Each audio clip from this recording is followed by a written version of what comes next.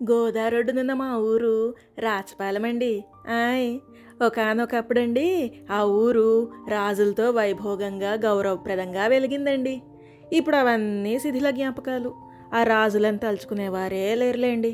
కానీ 22 ఏళ్ల క్రితం మొదలైన మందాలమ్మ జాతర కథ మాత్రం అందరం తలుచుకుంటామండి.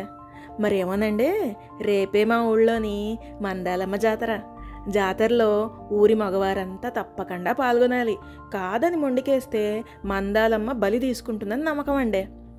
ఆ ఊళ్ళో ఏం జరిగినా జరగకపోయినా గత 22 ఏళ్లుగా మందాలమ్మ తల్లి జాతర మాత్రం తప్పకుండా జరిపించేది ఆ ఊరి ప్రెసిడెంట్ గంగోత్రమ్మ.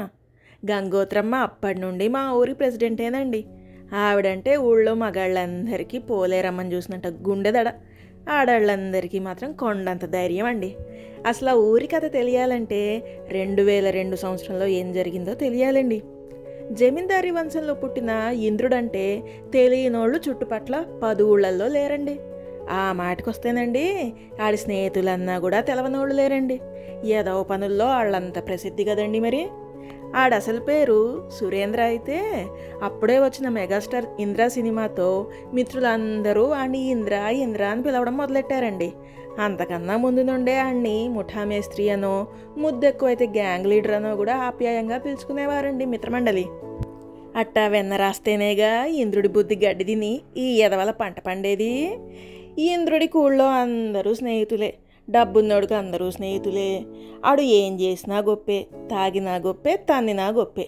ఆడికి ఆడి స్నేహితులకి అప్పట్లోనే వయసు 50కి అటు ఇటుగా ఉండేది. కానీ బాధ్యత లేకుండా బలాదూర్ తిరుగుతూ ఉండేవాళ్ళు. వాళ్ళు చుట్టుపట్ల చాలా ఊళ్ళల్లో ఎంతో ప్రసిద్ధికి ఎక్కారని చెప్పుకున్నాం కదండి.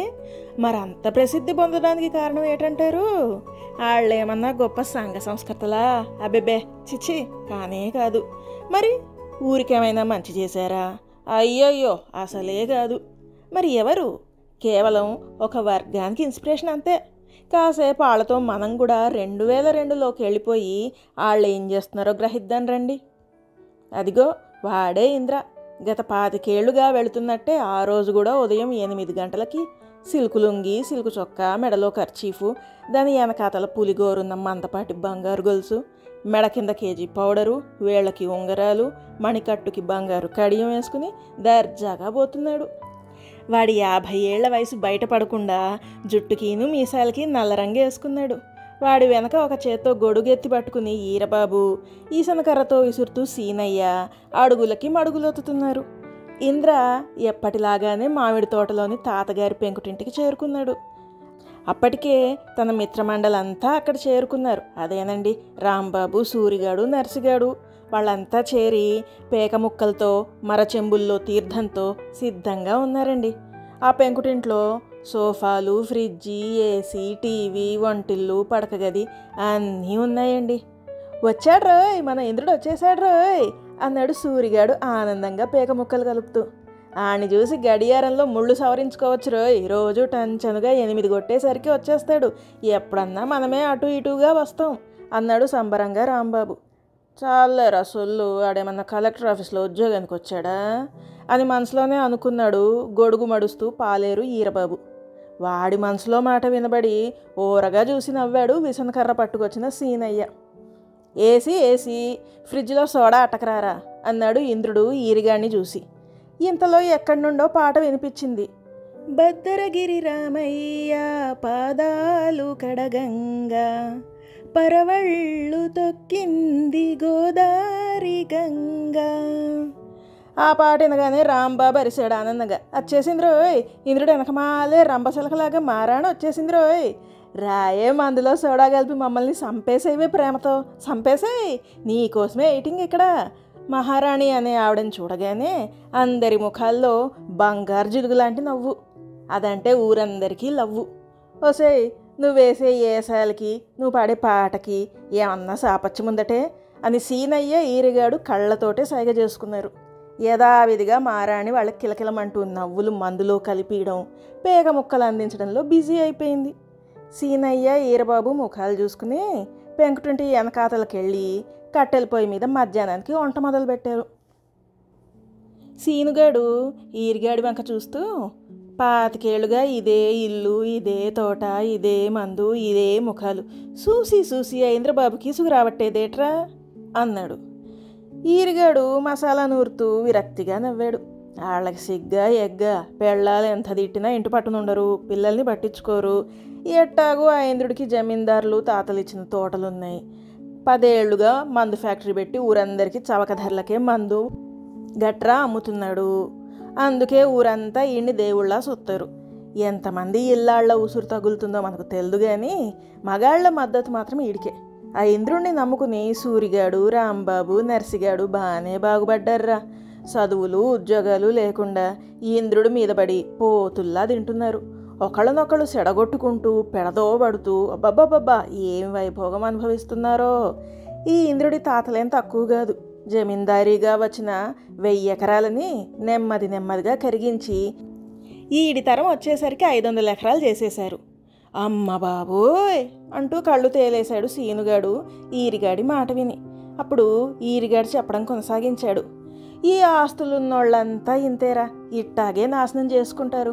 కాకపోతే మంచి విషయం ఏంటంటే ఇంద్రబాబుకి ఆడిలాంటి కొడుకు పుట్టకుండా సల్లని తల్లి పుట్టింది.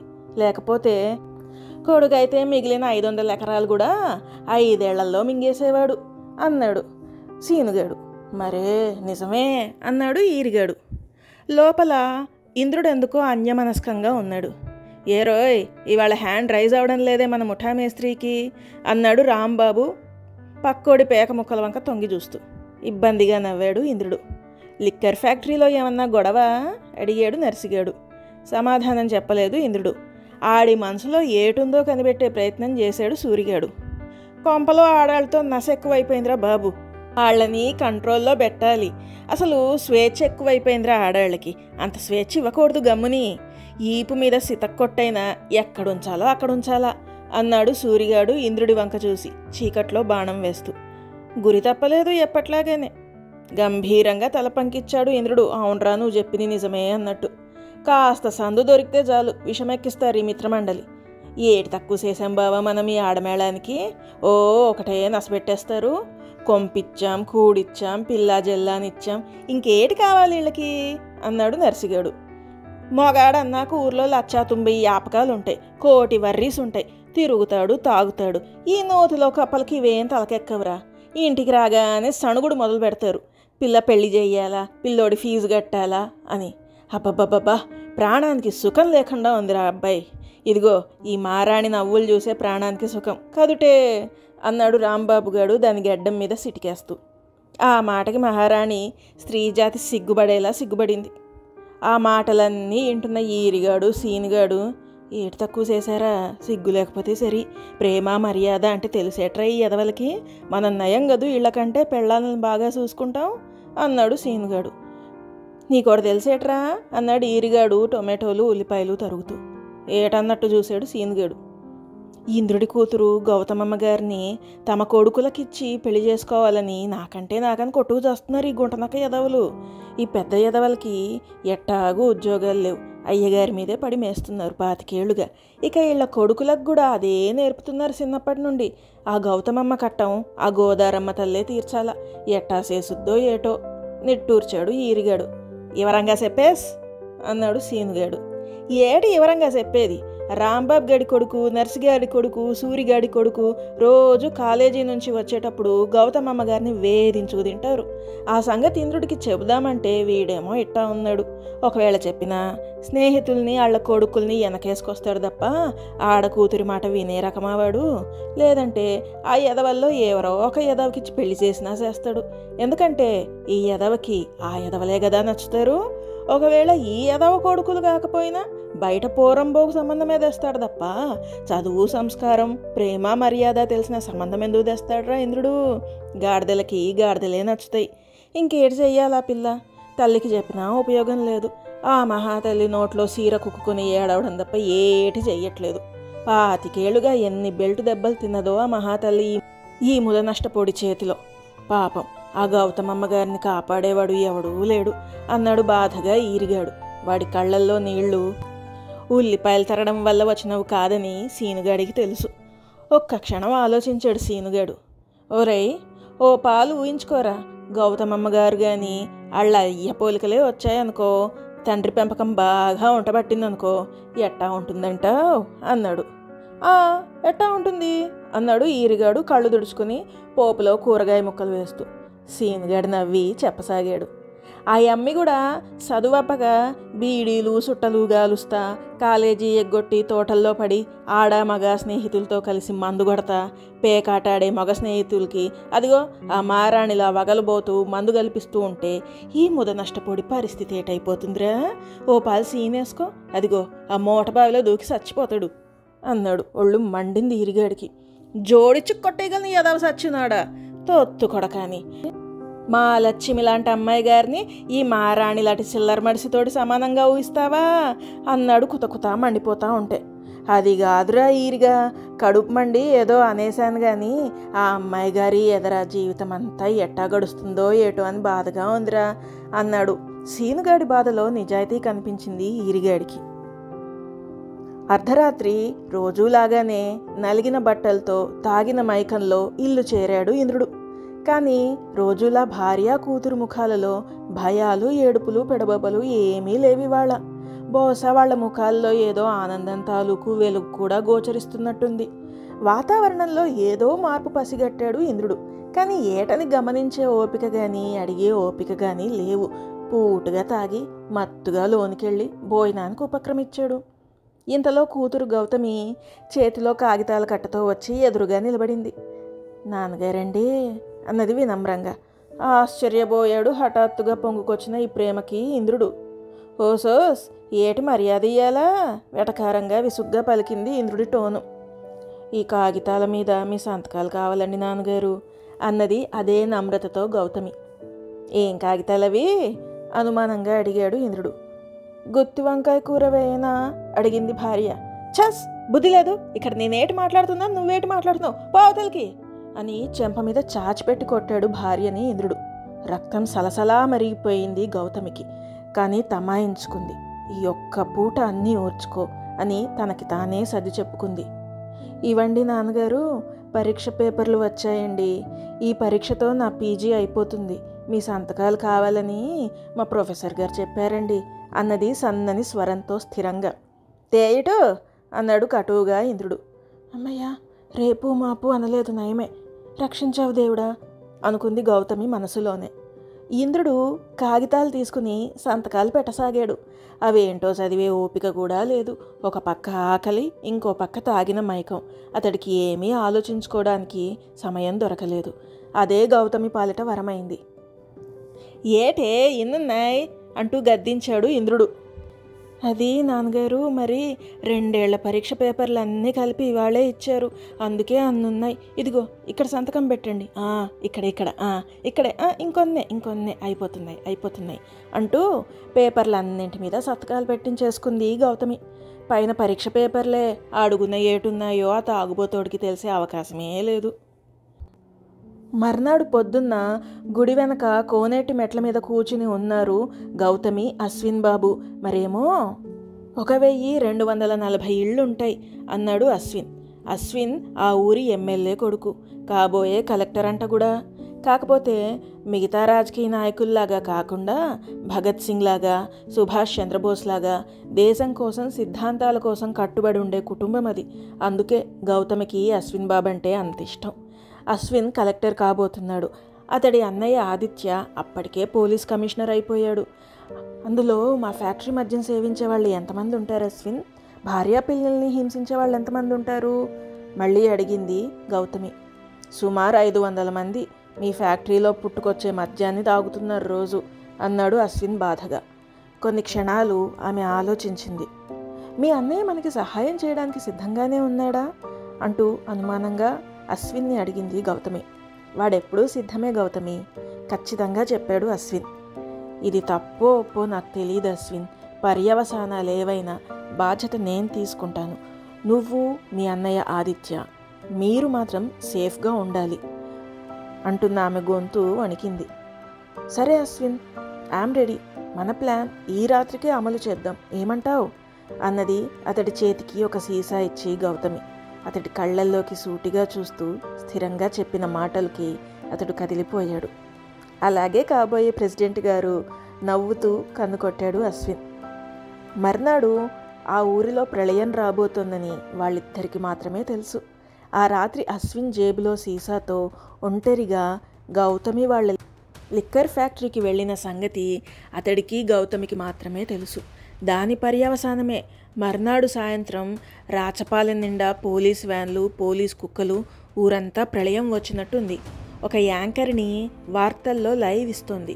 ఉదయం నుండి రాచపాలెంలో దాదాపు 500 మంది రక్తాలు కక్కుకుని కాళ్ళు చేతులు చచ్చుబడి ఆసుపత్రిలో చేరారు. ఇంతమంది ఒకే రోజు చావు బతుకుల్లో ఉండడంతో ఊళ్ళోని ప్రభుత్వ ఆసుపత్రి కిటకిటలాడిపోతోంది. ఇలా జరగడానికి కారణం ఏమిటన్నది ఇంకా తెలియరాలేదు అంటూ ఆవిడ చెప్పుకుంటూ పోతోంది వార్తల్లో. 2 రోజులు పోలీస్ కేసులు, మీడియా అంతా గోలగోలగా ఉంది. ప్రాథమిక ఎంక్వైరీలో తేలింది ఏంటంటే ఆ రాచపాలెం చుట్టుపక్కల 10 ఊళ్ళకి ఇంద్రుడి మద్యం ఫ్యాక్టరీ నుండే కదా మద్యం సరఫరా అవుతుంది. ఇవాళ మద్యంలో ఏదో కల్తీ జరిగి ఇంద్రుడితో సహా అతడి మిత్రులు, వారి లిక్కరు తాగేవారంతా మూకమ్మడిగా రక్తాలు కక్కుకోసాగారు. మొత్తానికి చాలా పెద్ద గొడవ జరిగి కమిషనర్ ఆదిత్య గారి ఆధ్వర్యంలో కేసు దర్యాప్తు జరుగుతోంది. కానీ వాళ్ళ ఎంక్వైరీకి ఎవరూ ఊళ్ళో సహకరించట్లేదు. ఊరంతా నానా ప్రళయంగా ఉంది. అందరి కుటుంబంలోంచి ఎవరో ఒకళ్ళు రక్తం కక్కుని కాళ్ళు చేతులు చచ్చుబడిపోయి ఆసుపత్రి పాలయ్యారు. మరి ఎవరు మాత్రం పోలీసులకి సహకరిస్తారు ఈ బాధలో? పోలీసులు ఆ మద్యం ఫ్యాక్టరీని మూసేసి బెల్ట్ షాపులను కూడా మూసేశారు.